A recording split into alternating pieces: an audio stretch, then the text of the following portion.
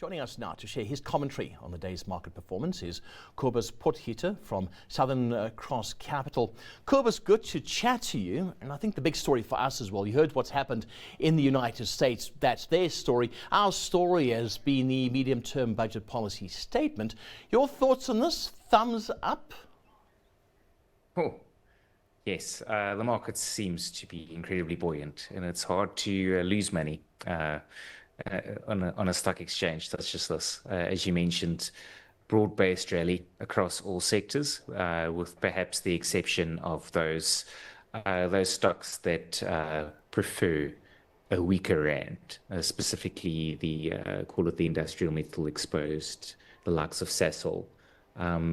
These stocks won't be fond of such a buoyant ZAR because they benefit from a weak rand dollar exchange rate. But that's the exception. We are seeing substantial portfolio flows into the bonds as well from offshore buyers. Generally, the market likes, as you mentioned, the revenue surplus, and that number, quite conservatively, is expected to expand substantially. We've seen gold creep above 4,200 again overnight, and that will continue to support this narrative of increasing corporate tax. It's a substantial windfall coming into South African coffers from how well these gold mines are expected to continue doing. So that's really alleviated substantial pressure, along with the move to target a 3% inflation rate. All of this seeing to bring the cost of capital down in the long run. We've yet to see the execution in this plan, of course, but ultimately the market is taking the long view that it's a very positive outcome. And South Africa looks like a rosier place to be in 2026. It certainly does. I mean, it's like a good news week. I spoke about interest rates as well. If you've got that bond on your house, it looks like there could be something in it for you next week. Looking at the gold miners, this is all very good news. The rand as well, it's been strengthening. I was looking at a graph yesterday. We had the rand in April up at 19 or something to the US dollar, but now it's sub 17. I mean, we're getting there. Yes, this must be, I haven't checked the league tables recently, but we might be the best or second best performing currency in the world year to date. Of course, we had a substantial fiscal shift in the likes of Argentina. So that's a much more exceptional situation. But in dollar terms, in being invested in South Africa this year has probably been your best outcome as a worldwide investor. So that is quite phenomenal. And as you pointed out, the rand's strength, that feeds through ultimately, and it will, in all likelihood, we import a lot of our inflation. So the likelihood of a cut increases as the rand strengthens speculatively, because ultimately, the cost for us, we run an enormous current account deficit. We import more than we export, and essentially we import inflation in those terms. Those goods become cheaper in rand terms, and that puts a little bit of a lid on inflation. And as those forward expectations start adjusting, it means the Reserve Bank can afford further cuts. So hopefully, despite the fact that we have a lower target, which in the short run is meant to mean higher rates, this alleviates some of that pressure, and we can see the cut come the end of this week. Gosh, I hope so. Right, there are so many stocks and equities to look at. Brait, let's just pick one. Brait, what's your take? Yes, interesting one. And I must mention, it's a holding company, so even though profit decreased, one should rather look at the underlying NAV. There's a lot of judgment exercised by management and how they value those underlying shares, with the exception of Premier, which of course is listed. But as at the end of September, the reporting date, was trading at a 33% discount to NAV. Premier, however, has rallied substantially. Since then, we've seen the announcement of the Rhodes Food acquisition, which the market really likes. They've had a good set of results, which you also mentioned.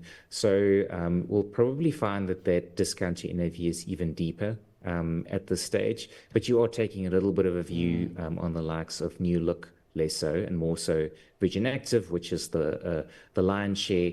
They are quite bullish on the prospects for Virgin Active.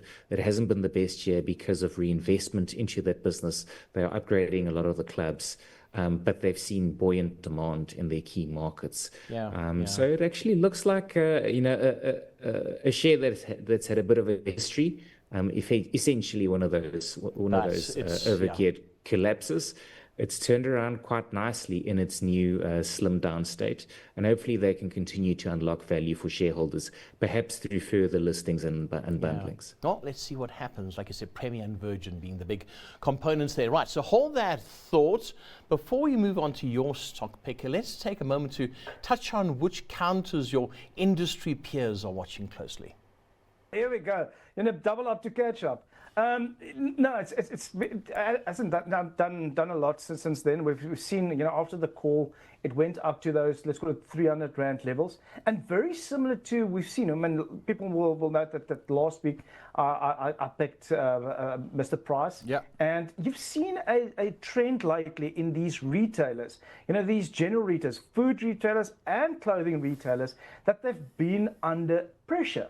And I think that pressure sort of creates an opportunity.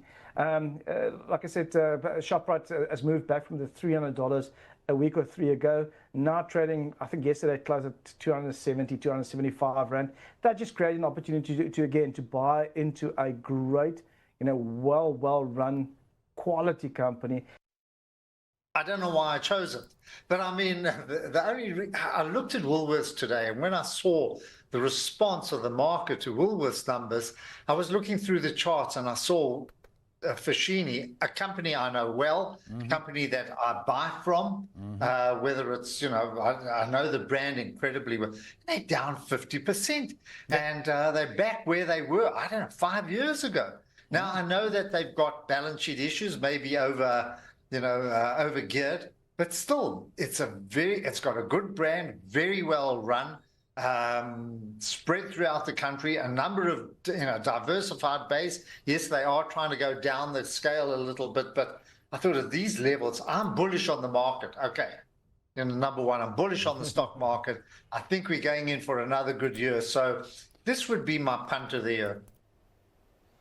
I love that, Cobus. I love it. He says, I don't know why I chose this, but it is a good pick because what's down does have to come up. Your thoughts on the Foschini Group and what you saw with Shoprite? Okay. Foschini's, he does allude to the balance sheet distress, and there's even been speak of a potential rights issue, which the market would totally dislike. Management doesn't think it'll be necessary, but essentially having to go through a recapitalization because of being over indebted, that's not great. However, the upside is, of course, if you view GDP growth as likely to expand relative to expectations, that's really what these clothing retailers are most exposed to, and that provides enormous upside. So that balance sheet stress does almost make this a little bit of a binary outcome. You could lose substantially more or make multiples. It's a little bit binary, but like David mentioned, he calls it a punt. So it is a bit of a punt, but ultimately I'd say, I guess, on a balance of probabilities, I would be long at this level. Shoprite, that's a different thesis. That is incredible quality. Part of the reason it sold off so aggressively is essentially zero inflation, food inflation clearly, and we're sitting in what looks like food deflation at the moment. That is very bad for these food retailers because ultimately they like an inflationary environment. They put in those price decreases that expands revenue. But clearly what we've seen from the latest trading update is they continue to expand market share. They are growing on a per unit, the number of units they are selling through this aggressive pricing.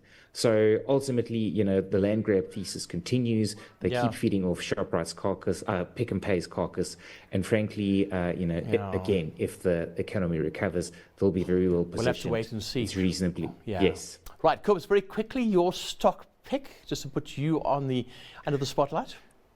So just to complicate my life a little, it's one stock pick that turns into three. It's Curro. So we had some news this morning.